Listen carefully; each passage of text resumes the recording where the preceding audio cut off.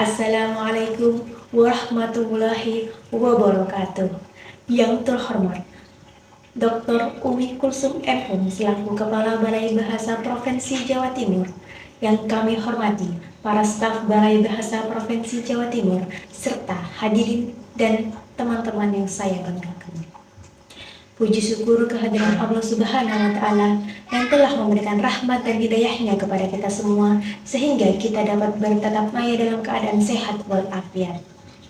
Tak lupa, selawat serta salam semoga selalu tercurah limpahkan kepada junjungan kita, Nabi besar Muhammad SAW, yang telah membawa kita dari zaman jahiliyah menuju zaman yang terang benderang, yakni adil Islam wal iman. Pepatah mengatakan, tak kenal maka tak sayang. Maka perkenalkan saya, Nabilatul Kamilia, mahasiswa program studi Pendidikan Bahasa dan Sastra Indonesia, Universitas Trunojoyo, Madura.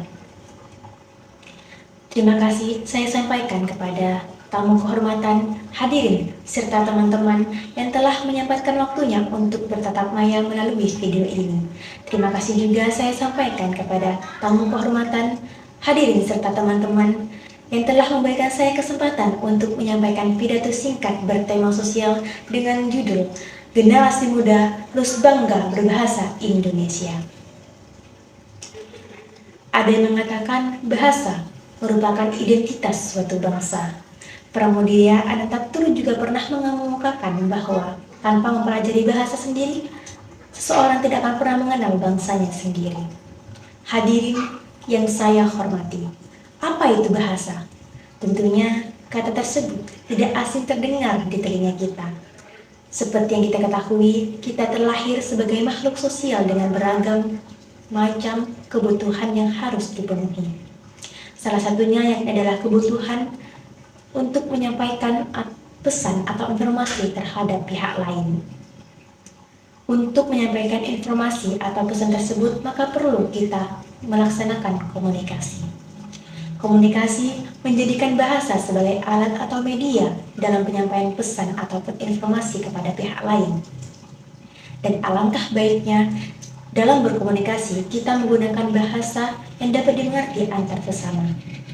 Sebagai rakyat Indonesia, sebagai masyarakat Indonesia, tentunya kita harus menggunakan bahasa Indonesia sebagai alat berkomunikasi antar sesama. Akan tetapi, generasi zaman sekarang kurang merasa bangga menggunakan bahasa Indonesia sebagai bahasa persatuan ataupun bahasa yang dijadikan sebagai alat komunikasi antar sesama. Berdasarkan hasil literatur dari laman kompas.id, didapatkan data bahwa banyak sekali kata-kata asing atau istilah-istilah asing yang ditemukan di masyarakat Indonesia, terutama dalam berkomunikasi antar sesama. Ada pula di antara kita yang terkadang tanpa sadar menggunakan bahasa daerah dalam berkomunikasi antar sesama. Ada pula di antara kita yang menggunakan bahasa asing dalam berkomunikasi antar sesama karena terkesan lebih keren, lebih wah dibandingkan bahasa Indonesia. Padahal justru hal tersebut memicu lunturnya penggunaan bahasa Indonesia yang baik dan benar di kalangan masyarakat Indonesia. Terkait hal tersebut, saya akan memaparkan beberapa poin penting. Yang pertama, yakni mengenai beragamnya bahasa di Indonesia. Seperti yang kita ketahui bersama, Indonesia terkenal dengan negara yang kaya akan suku bangsa. Nah, suku bangsa yang beragam tadi tentunya memiliki bahasa-bahasa tersendiri yang biasanya kita sebut sebagai bahasa daerah. Berdasarkan hasil literatur dari Badan Pengembangan dan Pembinaan Bahasa Republik Indonesia, terdapat kurang lebih 718 bahasa daerah yang dimiliki negara Indonesia. Nah, 718 bahasa tadi 90% tersebar di wilayah Indonesia bagian timur, 428 bahasa di Papua, 80 bahasa di Maluku, 72 bahasa di Nusa Tenggara Timur, dan 62 bahasa di Sulawesi. Seharusnya beragamnya bahasa yang ada di Indonesia tidak menggantikan posisi bahasa Indonesia sebagai bahasa persatuan. Hal ini sesuai dengan kesepakatan rakyat Indonesia yang telah menjadikan bahasa Indonesia sebagai bahasa persatuan pada tanggal 28 Oktober 1928 yang biasanya kita kenal sebagai Hari Sumpah Pemuda. Yang kedua yakni mengenai pengaruh beragamnya budaya di Indonesia. Adanya banyak bahasa atau beragamnya bahasa di Indonesia tentunya memberikan dampak positif dan juga dampak negatif bagi masyarakat Indonesia itu sendiri. Teguh Mahmud pada seminar pendidikan sekolah dasar pada tahun 2018 mengemukakan bahwa terdapat dampak negatif dari beragamnya bahasa yang ada di Indonesia. Di antaranya yakni yang pertama, bahasa daerah yang satu dengan bahasa daerah yang lainnya itu pasti berbeda, dan itu akan mempersulit masyarakat yang berbeda suku bangsa dalam berkomunikasi. Yang kedua, yakni mempersulit warga negara asing yang ingin belajar bahasa Indonesia karena banyaknya kosakata bahasa Indonesia. Yang ketiga, yakni memicu lunturnya penggunaan bahasa Indonesia yang baik dan benar dalam berkomunikasi antar sesama. Dan yang terakhir yakni adalah memicu adanya atau timbulnya konflik ataupun kesalahpahaman antar dua suku bangsa yang berbeda bahasa. Sebagai rakyat atau warga negara Indonesia, tentunya kita harus merasa bangga menggunakan bahasa Indonesia sebagai bahasa persatuan kita, terutama digunakan untuk alat berkomunikasi antar sesama. Namun, ada pula di antara kita yang tanpa sadar atau lebih sering menggunakan bahasa daerah ataupun bahasa asing dalam berkomunikasi antar sesama. Padahal, hal tersebut justru memicu bergantinya atau mengancam keberadaan bahasa Indonesia menjadi identitas bangsa seperti itu. Dan yang ketiga, yakni mengenai peran Trigatera Bangun Bahasa guna melestarikan bahasa Indonesia.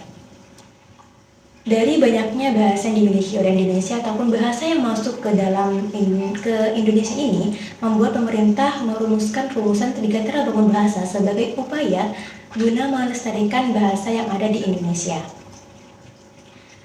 Berdasarkan hasil literatur dari laman resmi Badan Pengembangan dan Pembinaan Bahasa Republik Indonesia, ditemukan adanya rumusan mengenai Trigatera Bangun Bahasa pada Undang-Undang Nomor 24 Tahun 2008 tentang bendera, bahasa, dan lambang negara serta lagu kebangsaan, di mana undang-undang tidak melarang penggunaan bahasa daerah dan juga bahasa asing, walaupun rakyat Indonesia itu diwajibkan untuk menggunakan bahasa Indonesia.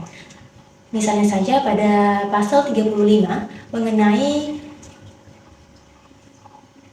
penulisan atau publikasi karya ilmiah, di mana penulis atau peneliti diwajibkan menggunakan bahasa Indonesia, namun tidak melarangnya menggunakan bahasa daerah ataupun bahasa asing asalkan sesuai dengan peraturan dari karya tulis ilmiah tersebut. Nah, bagi teman-teman dan juga hadirin sekalian yang belum mengerti atau memahami apa itu Trigatera Bahasa, saya akan memaparkannya atau menjelaskannya secara singkat.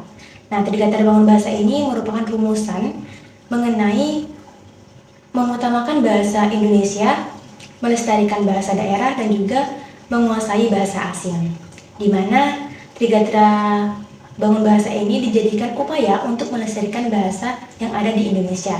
Bahasa-bahasa tersebut berupa bahasa Indonesia, bahasa asing, ataupun bahasa daerah yang menjadi satu di perumusan Trigatera Bangun Bahasa ini.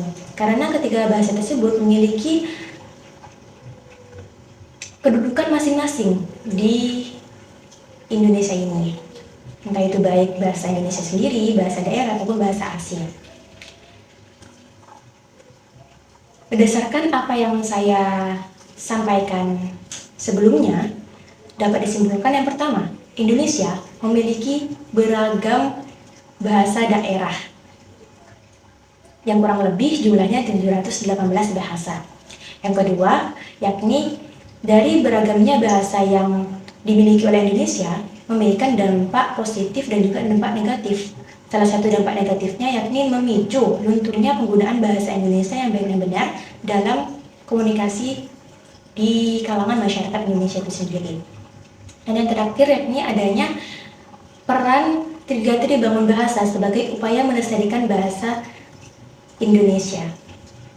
Sebab itulah dari adanya Trigati Bangun Bahasa ini, marilah kita sama-sama mengutamakan bahasa Indonesia, melestarikan bahasa daerah dan menguasai bahasa asing. Pergi ke gunung mengejar senja, pulangnya tak lupa membeli bakwan. Cukup sekian pidato yang saya sampaikan. Jikalau ada salah, mohon berkenan untuk memaafkan. Sebab kesalahan datangnya dari saya dan kesempurnaan hanya milik Sang Pencipta. Cukup sekian dan terima kasih. Wassalamualaikum warahmatullahi wabarakatuh.